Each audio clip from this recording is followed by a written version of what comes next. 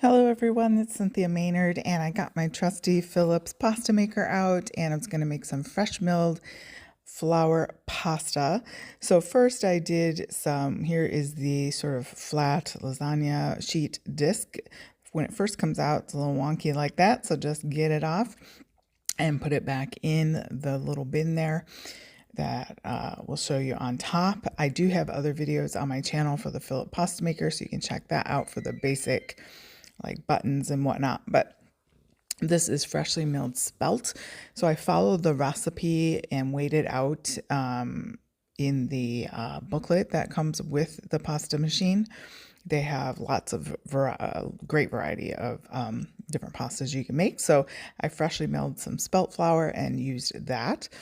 And the spaghetti that you see later is what I made with freshly milled durum wheat.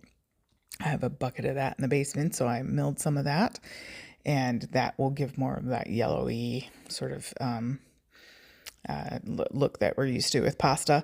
Now, the recipe for the durum wheat does not call for an egg, so I'm going to try it with an egg next time because I felt like the texture, it was really delicious, but the texture was a bit jagged, so I'm wondering if an egg would bind that together a little bit better, and I was surprised to not have an egg in there, but I don't know. I'm going to try it with an egg. Anyway, these sheets, as long as you get them separated, they're fine. And I could have used this right away, but I wanted to dehydrate these sheets, so I would have some lasagna sheets in storage, and I'll just vacuum seal those and then have them ready when I want to make a lasagna. My daughter, we cannot have any regular, what the world would call regular pasta. It's probably not regular pasta, but you know what I mean. It's got to be made with freshly milled flour if she has any grains. And here's the hopper here. I just kind of always look to see if there's any dough left over, and I kind of put it toward the front to squish out the remaining bits. You could use this in your lasagna recipes. Here is my Cosori dehydrator, and it pretty much filled up all the sheets. I got 3 big sheets on each one of those. I am missing one rack that I found later, but anyway, it was enough just to fill what I have. Just have that on parchment, dehydrate it just until it's crisp, like little break kind of thing rather than bendy.